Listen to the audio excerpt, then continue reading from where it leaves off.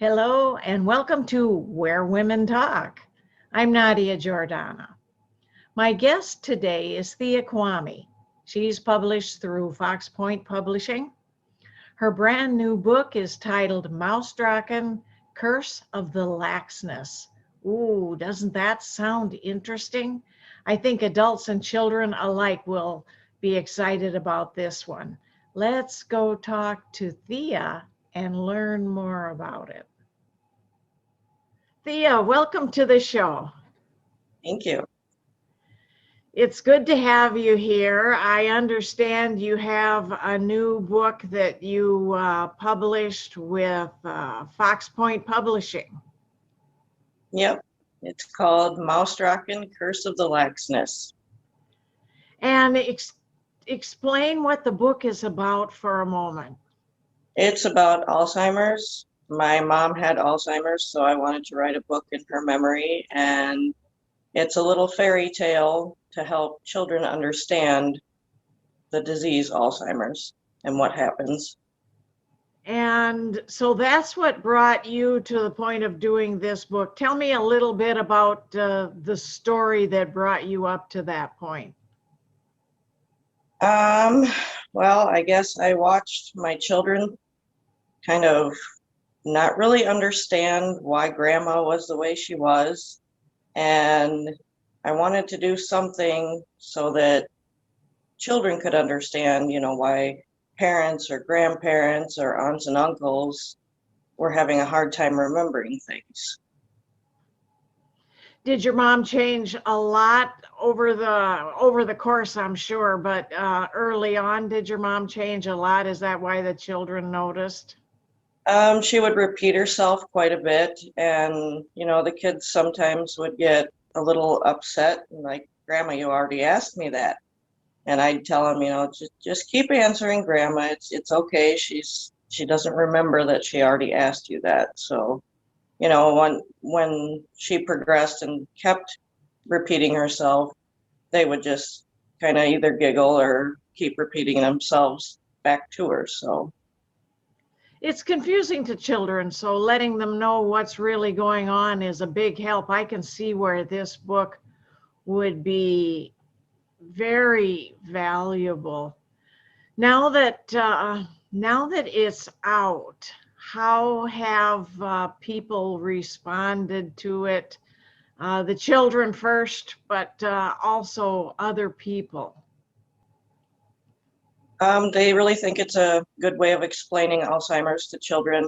They love the pictures. My mom had a little mouse that she kept with her when she would get scared, and we called him Mr. Mousy. And I told her before she died that he would continue to go on adventures. So Mr. Mousy turned into Mausdrachen, which is German for mouse dragon. So yeah, they really enjoy all the pictures and seeing all the Mausdrachen flying and everything. Tell me a little bit about the Mausdrachen story and repeat the name of the book. It's Mausdrachen, Curse of the Laxness, and laxness is forgetfulness.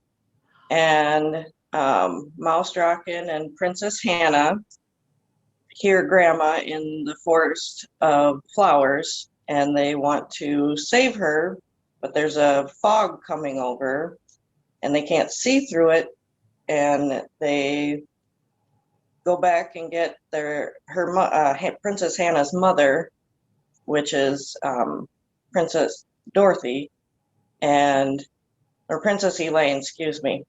Dorothy is the grandmother. And they go and have an adventure going into the Forest of Flowers, excuse me, to find Grandma. And Grandma is forgetting more and more things, but they see all these little kind of like pictures floating of memories, and they have to save the memories for Grandma, and then she'll get her memory back. That absolutely sounds delightful. That did you get a good response, or I suppose it was awfully new, but a good response at Christmas time? It seems like, actually, it seems like year round that would be a worthwhile book. Yeah, I had quite a few people the first weekend after I had it published and it came out. I had sold roughly 100 books myself in a weekend. That is extremely good. Absolutely. And now, this story, was this something that was percolating in your mind for a long time? I had originally wanted to write like kind of an older children's book, kind of teenage years. Mhm. And I started it and then I was like, oh, you know what? I think a fairy tale would be pretty neat. So I just went to the younger children because they're the ones who really, really don't understand. So, I mean, it took me roughly 3 years of editing and redoing it before I got it to exactly where I wanted it.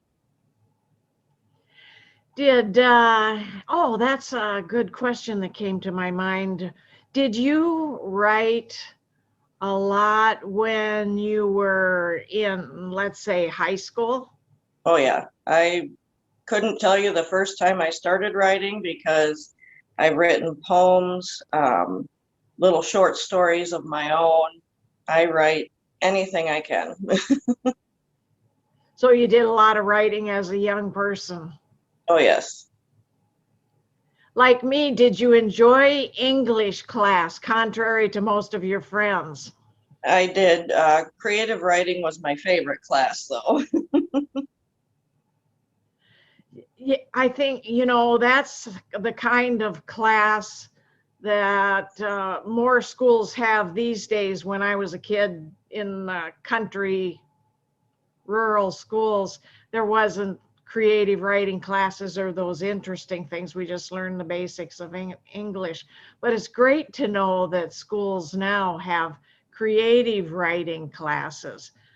Um, are your children, any of your children old enough to show an interest in writing? Oh, yeah, they all like to write their own little short stories or poems. I've got one daughter, she loves to draw, and so she'll paint or draw and then write things on there. So it's pretty neat. It is. It is when, especially when they take after mom or dad. Do Oh, yeah. what what kind of things surprised you the most about publishing for the first time?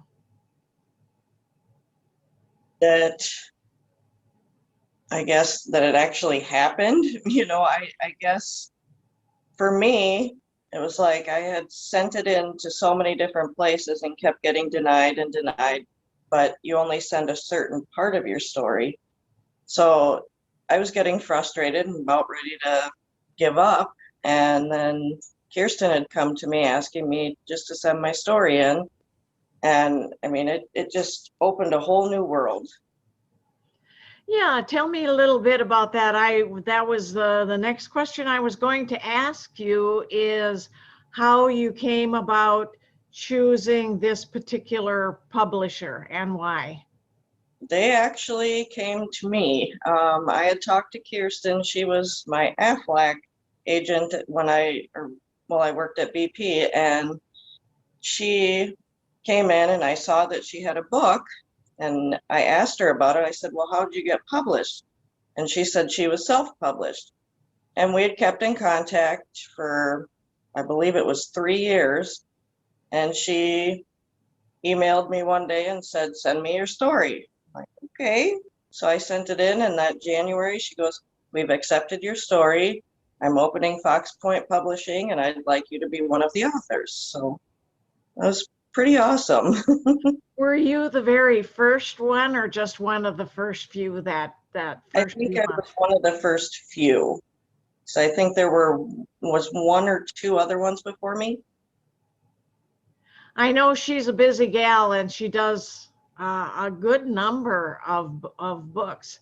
and every one of them is top notch. So I'm glad you're working with her. I think that was a good plan.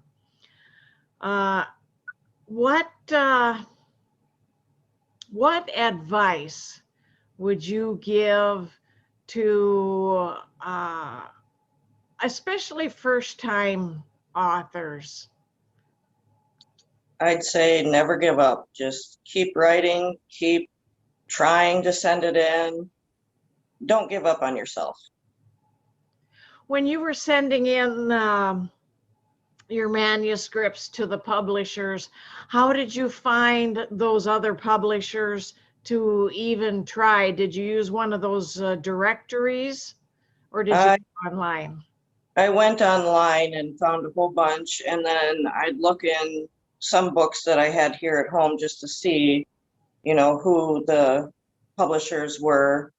And, a lot of them, if you don't have a story out there already, they don't tend to take you. Mhm.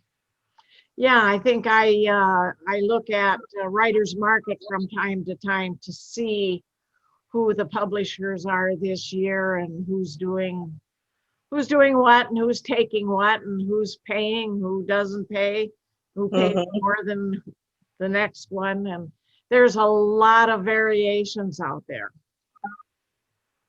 And there are a lot of scammers too. The ones that you have to put thousands and thousands of dollars down, they're the scammers.